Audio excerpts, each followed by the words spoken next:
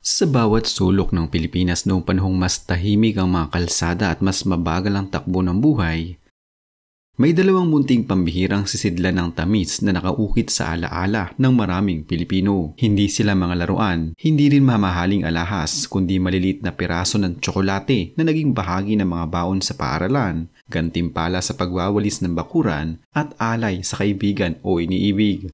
Ang curly tops at flat tops, dalawang klasikong tatak na tila magkapatid ngunit laging pinagpapantayan. Minsang pinagsasabong at madalas inaawitan ng nostalgia, ay naging bahagi ng kulturang Pilipino sa paraang hindi kailanman naabot ng karamihan sa produktong imported. Sa kabila ng kanilang simpleng anyo, nakapaloob dito ang kwento ng pag-unlad, kompetisyon at pagbabago ng panlasa at panahon. Ito ang kwento ng dalawang tsokolateng lumampas sa pagiging candy at naging bahagi ng ating kasaysayan. Sa simula ng kanilang pag-usbong noong kalagitnaan ng ika-20 siglo, panahon kung kailan unti-unting umuusbong ang mga lokal na pabrika ng pagkain at tsokolate sa bansa, may layunin lamang ang mga tagalikha ng curly tops at flat tops, makagawa ng abot kaya ngunit masarap na tsokolate na may pagmamalaki ng mga Pilipino. Sa panahong sinusubukan pa ng maraming lokal na negosyante ang iba't ibang teknik sa paggawa ng matamis na produkto, nagsimulang maghanap ang merkado ng isang uri ng tsokolate na hindi kailangang imported para lamang maramdaman ang sigla at saya na karaniwang naiugnay sa pagkain nito.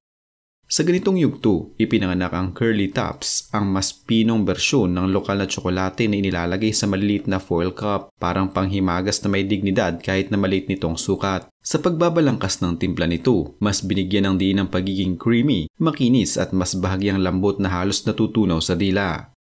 Hindi nagtagal, sumunod ang flat tops, isang mas matigas, mas simpleng anyo ng tsokolate na inilalabas ng parehong kumpanyang gumagawa ng una. Ngunit sa paglipas ng panahon, umusbong ang tanong kung bakit kailangang maging magkaiba ang dalawa. Ang sagot ay nakaugat sa layunin ng panahong iyon, pag-eksperimento sa panlasa ng masa, pagbibigay ng opsyon at pagsubok kung anong uri ng tsokolate ang magpapakilala ng mas malakas na personalidad sa merkado. Ang curly tops ay para sa mga naghahanap ng banayad na tamis at malapot na tekstura. Samantalang ang flat tops ay parang tugon sa mas practical na preference, yung tipong diretso, hindi komplikado, solidong tsokolate na kayang kainin kahit habang naglalaro o nag-aaral. Sa kabila ng pagkakaiba nila sa tekstura at dating, nagsimula ang tahimik na kompetisyon. Hindi ito lantarang labanan, bagkus sa isang anyo ng natural na paghahati ng merkado.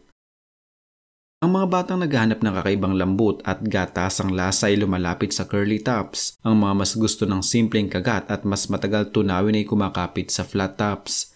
Sa bawat sari-sari store, sa bawat baon sa eskwela, at sa bawat simpleng regalo mula sa kapitbahay, laging may nagtatanong sa sarili kung alin sa dalawa ang mas gusto. Ang tanong na iyon, bagamat tila mababaw, ay lumago hanggang sa maging bahagi ng kulturang pamimili ng mga Pilipino. Hindi nagtagal. Parang naging simbolo sila ng dalawang uri ng personalidad, ang malambing at ang diretso, ang pino at ang praktikal, ang malas at malambot kontra sa solidong katamtaman.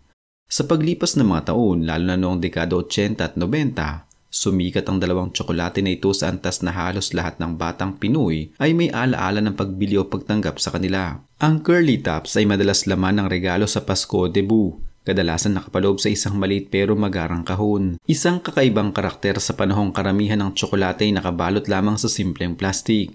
Ang flat tops naman ang naging hari ng pang-araw-araw na baon.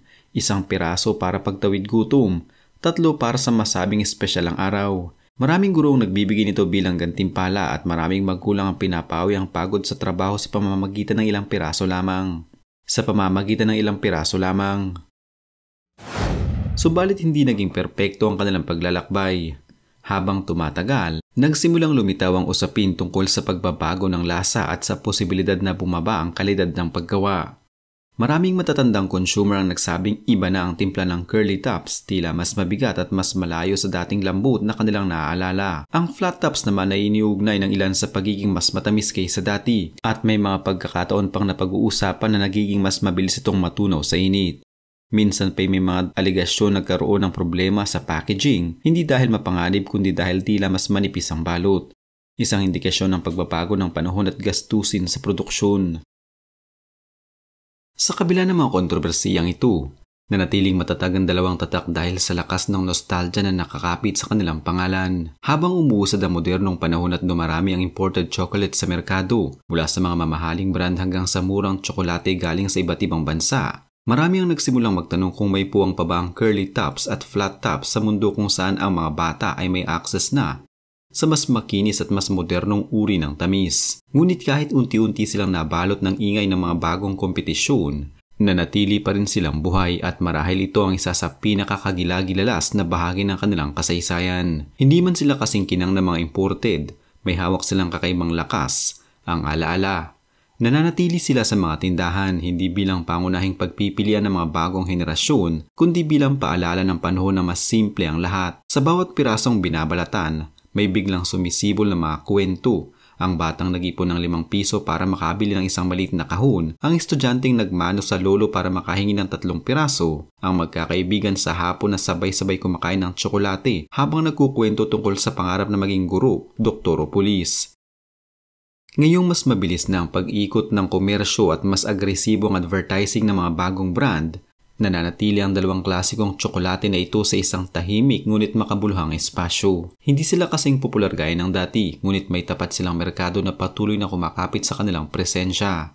Sa mga supermarkets, kadalasan nasa gilid o mas mababang estante ang kanilang pwesto ngunit hindi sila nawawala. Para bang sinasadya ng panahon na ipaalala na may mga bagay na hindi dapat mabura, kahit palitan ng mga mas makikinang na mukha. Sa online communities, may mga diskusyon tungkol sa kung sino sa dalawang mas masarap, na ipinapakitang kahit maraming bagay ang nagbago, nananatiling buhay ang labanan ng curly tops at flat tops. Sa kasalukuyang merkado, hindi na sila ang unang binibili ng mga kabataan, ngunit sila ang unang naaalala ng mga dating bata. Ang lakas ng kanilang identity ay hindi lamang nakaugat sa lasa, kundi sa emosyon na kaakibat nito. Sa isang bansang maraming pagbabago at pagsubok, ang presensya ng dalawang munting tsokolate ay madalas nagsisilbing pahina sa isang librong nais balikan ng marami. Ang simpleng piraso ng tamis ay nagiging tulay ng nakaraan at kasalukuyan. Isang paalala ng kabataan, ng pagkamusmus at ng panahong anumang maliit ay kayang mapasaya. Sa huli, ang kwento ng curly tops at flat tops ay hindi lamang kwento ng dalawang tsokolate. Ito ay kasaysayan ng paglikha, pag-iba at pag-angkop, isang salaysay ng kompetisyon na hindi kailanman naging masama, kundi naging bahagi ng kanilang pagkatao bilang produkto. Sa bawat henerasyon dumaraan, may bagong kahulugan silang ibinibigay. Minsan sila'y regalo, minsan aliw, minsan simbolo ng pagiging Pilipino. Ngunit higit sa lahat, sila ay may alaala, mga piraso ng kahapon na pinipilit manatili sa gitna ng patuloy na pagbabago. At habang may mga taong patuloy na naghahanap ng lasa ng kanilang kabataan, mananatiling buhay ang dalawang munting alamat sa loob ng bawat supot, kahon at bulsa ng mga naghahangad kumapit sa simpleng tamis ng nakaraan.